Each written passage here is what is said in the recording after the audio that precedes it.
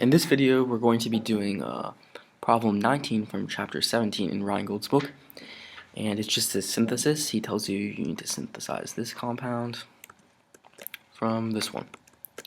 Alright, and I'll just say once again, if you're serious about learning this, you should really try to do this on your own.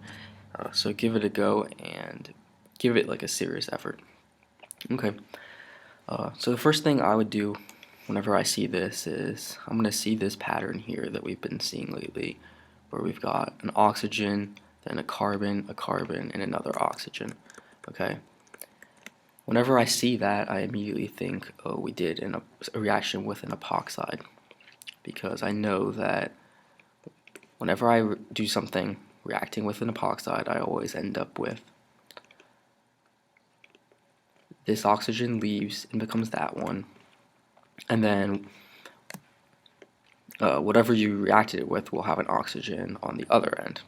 Okay, so that's the same pattern here.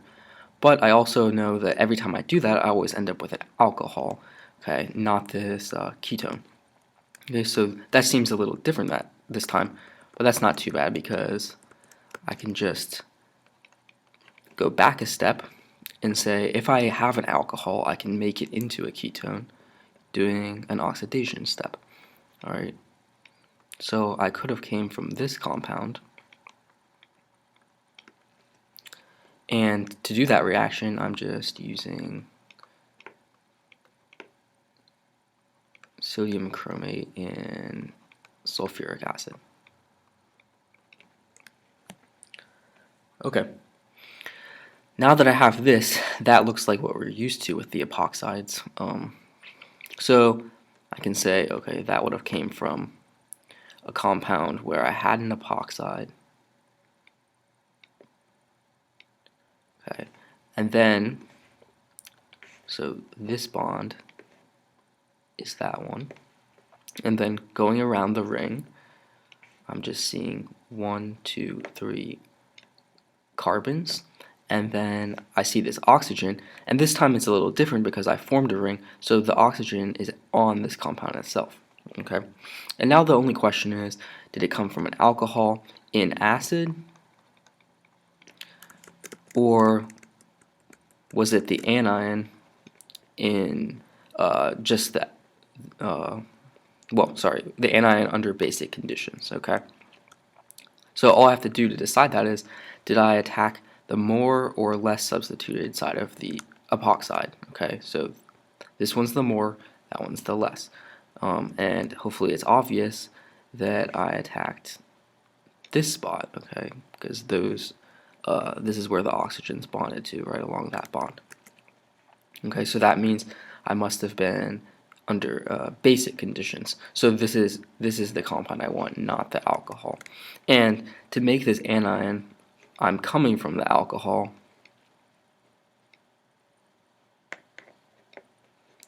and I just have to use something to pull off the proton, and that's sodium. Alright, and then going back another step, I see this epoxide. How do I make epoxides? I use MCPBA, and that's a reaction with a double bond. Okay, so now that we've done all of this, it might be a good time to look at where are we actually coming from. I've got this starting material. It's got 3 carbons right here. Compared to what I have down here, I've got 5 on this one. So I must have had to add 2 carbons.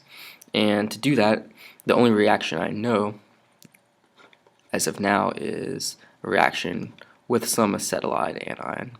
Okay,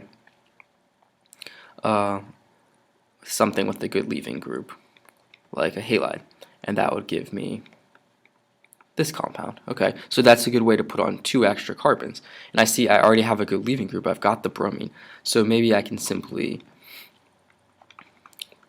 use the acetylide with the starting material, and then that'll put on these 2 extra carbons, and then it's not going to be too bad to get from this compound down here. Okay, so that would sound great, but the problem is the acetylide is going to pull off the proton much faster than it's going to react with the bromine, and I don't get what I want. Okay, So maybe we'll take a second. What would I get if I did this reaction? Well, it'll pull off the proton, and I'll have this compound, which will then react, kicking the bromine out. And I get this 4-membered ring, like that. The leaving group left. Okay, just like that. Alright, so that would be great if that's what I wanted, but that's not at all what I want. So I have to do something differently. And this is where I have to realize I can't have this alcohol around because it's too reactive. So I'm going to put on a protecting group here, and that will protect the alcohol so that nothing will react on that spot.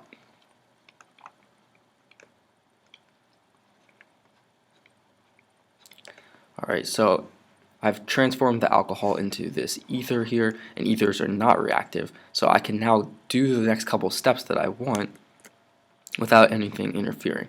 Alright, so like we said, we're going to use this acetylide. I'm choosing this one. I don't have an R group here because I only want to add 2 carbons. I've got 3 so far. I need 5, so I need to just add on 2 more. Alright, so if I wanted to have a 6 carbon chain, I would then put on that carbon, but that's not what I want. Alright, so now I have, this is attacking here, the bromine's leaving, I get this guy.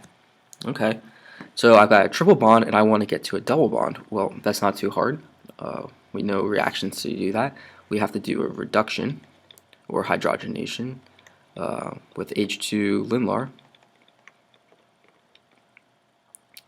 and that's going to give the double bond. Alright, and then we're almost done. I just have to now get rid of the ether, take off the protecting group, and go back to the alcohol. So to do that, I just add some acidic water. And that should be it, all these steps. So, well, I kind of worked backwards. Usually I'll work back the whole way, but since we were given a specific starting material, I decided to then kind of meet halfway, working forwards from what we started with. Okay, so the only tricky part is maybe realizing, first of all, that you're even using something with an epoxide, but again, you just got to get really used to this pattern here. And then also just knowing to do the protecting group. Alright, so hopefully that made sense. Just let me know if it didn't. I can clarify anything. And if it did make sense, you should be able to do this problem here. So right here, I just made this one up. It should be good. It's very similar to the previous one, so it's a good way to check and make sure you understood everything. Okay, thank you.